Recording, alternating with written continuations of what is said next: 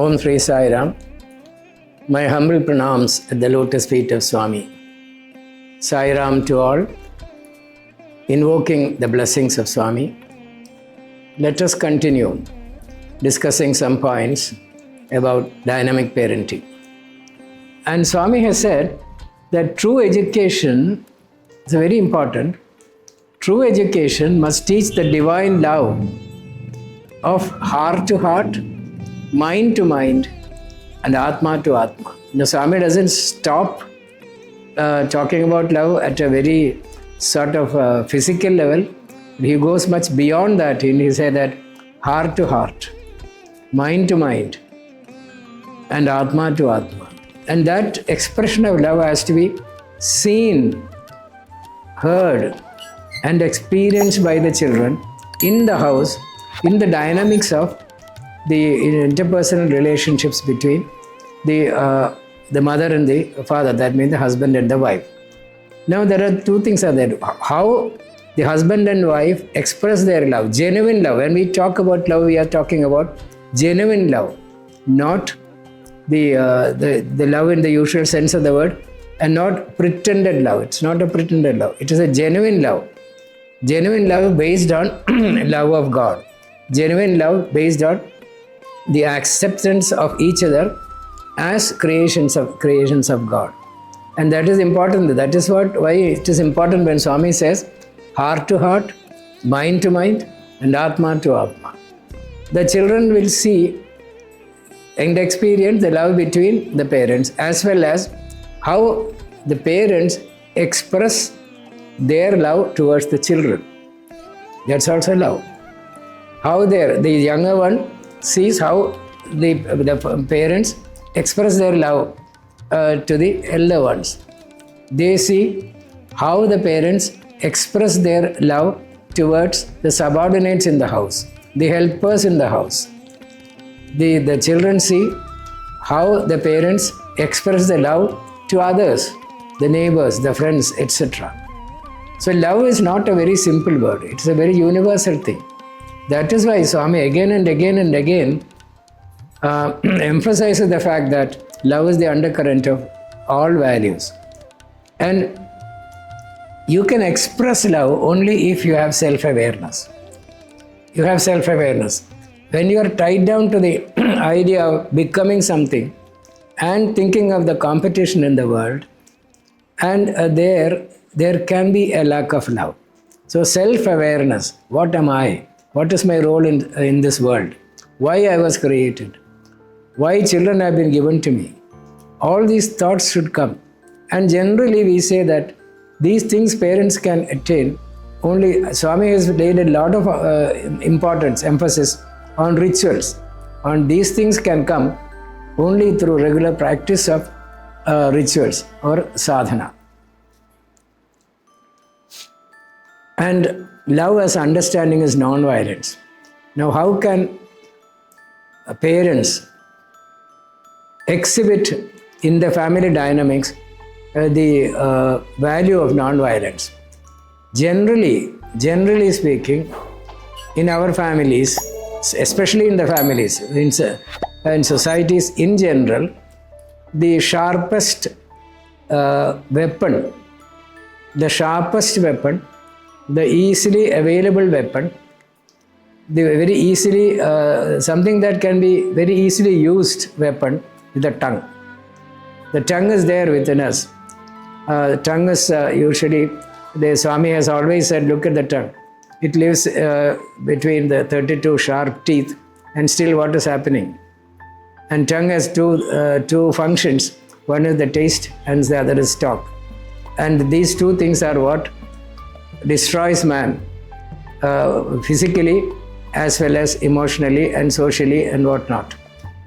So non-violence, violence does not mean physical violence. Violence does not mean physical violence alone. Again we come to the fact that thinking, feeling and behavior, violence can be in these three areas. Thinking, feeling and behavior, violence can come into that.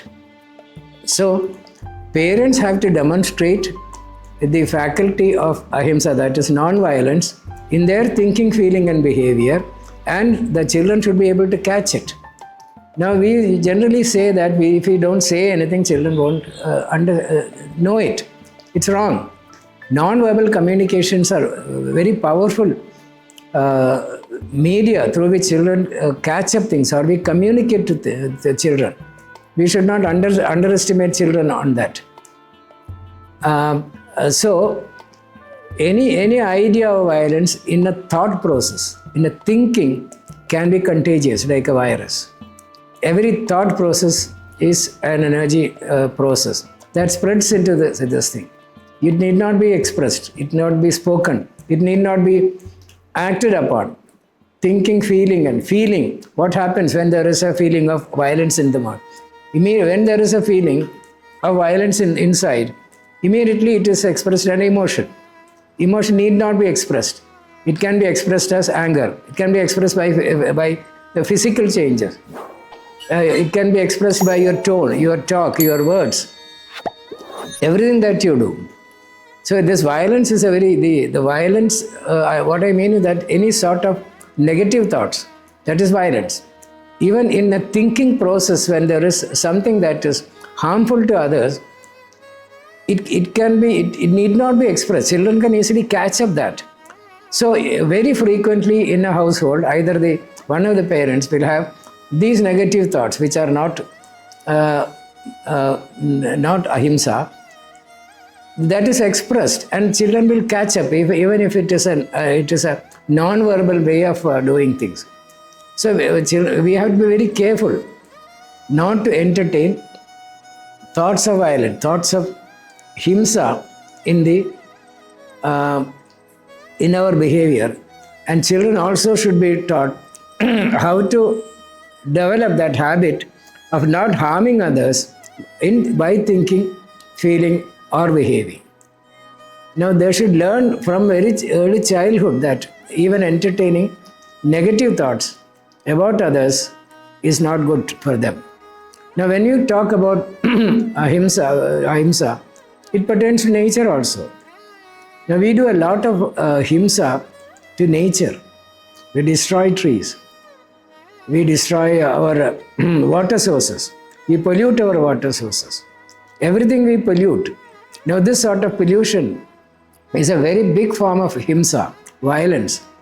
Now children should be taught to love nature.